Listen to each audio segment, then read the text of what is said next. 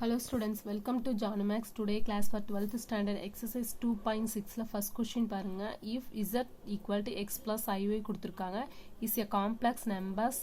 such that modulus z minus 4i by z plus 4i equal to 1. Show that the locus of z is a real axis ன்னு prove பண்ண சொல்லிருக்காங்க. Main என்னன்னா z is a real axis. Real axis ன்றப்ப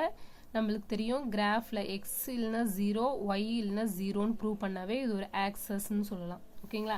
x ஓட டேர்மையோ y ஓட டேர்மையோ 0 ன்னு prove பண்ணா நமக்கு இது வந்து என்னது z is a real axis z question என்ன இருக்கு x plus i இருக்கு ஒன்னு x ஓட வேல்யூ 0 வா இருக்கும் இல்லனா y ஓட வேல்யூ 0 வா இருந்தா z வந்து ஒரு ரியல் ஆக்சஸ் ன்னு ப்ரூவ் பண்ணிரலாம் கொடுத்திருக்கிற சம்ம நம்ம சால்வ் பண்ணலாமா என்ன கொடுத்திருக்காங்க அப்படினா சொல்யூஷன்ல எழுதுங்க z minus 4i by z plus 4i equal to 1 கொடுத்திருக்காங்க சோ இந்த மாடுலஸ் ஃபர்ஸ்ட் நம்ம என்ன பண்ணலாம்னா சிம்பிளை பண்ணனும் இந்த क्वेश्चனை சிம்பிளை பண்ணாவே நமக்கு ஆன்சர்ஸ் கிடைச்சிரும் இந்த மாடுலஸ் வந்து நம்ம டபுளுக்கு எடுத்துக்கலாமா z minus 4i ரெண்டுக்கு கன்வர்ட் பண்ணுங்க z plus 4i பிரிச்சுக்கலாம் ஓகேங்களா equal to 1 சோ இந்த z plus 4i டிவைட்ல இருக்குது ஆப்போசிட்ல போனா மல்டிபிள்ல போகுமா சோ அப்ப அது எப்படி எழுதலாம் z minus 4i equal to z plus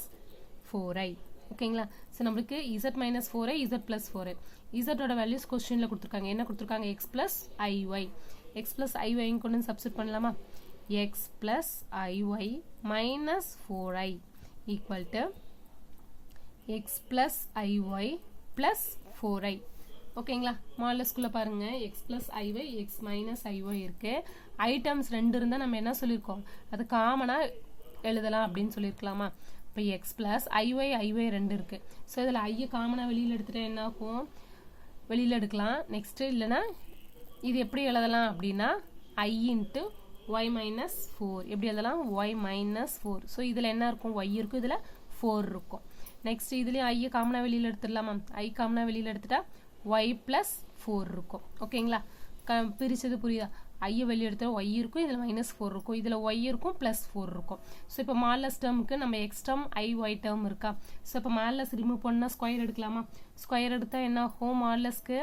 x square ஆகும் y ஸ்கொயர் டேர்ம் அப்ப x square + y - 4 whole square equal to root of x square plus y plus 4 whole square பிரியுமா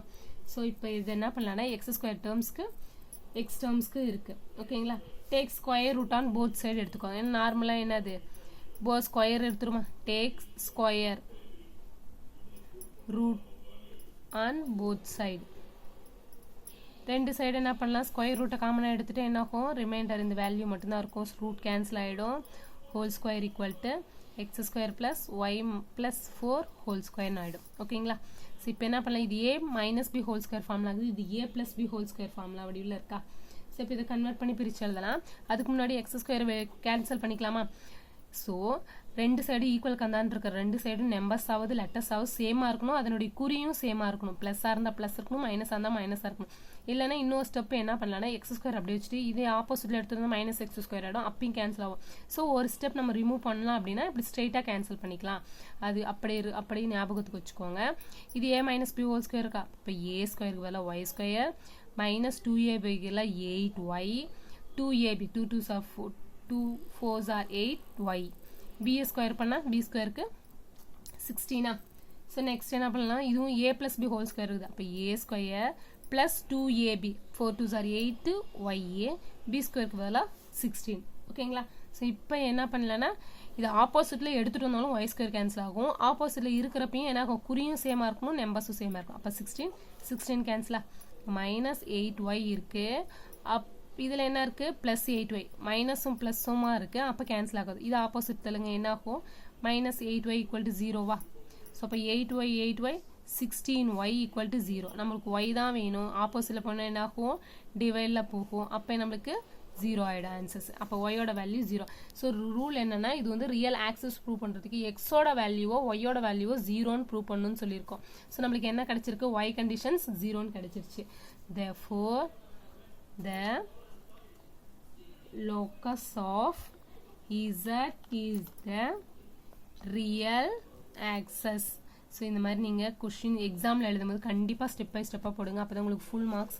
கிடைக்கும் ஓகேவா ஸ்டூடண்ட்ஸ் थैंक यू சப்ஸ்கிரைப் பண்ணுங்க like பண்ணுங்க share பண்ணுங்க so அங்க அது எங்களுக்கு ஒரு என்கரேஜா இருக்கும் थैंक यू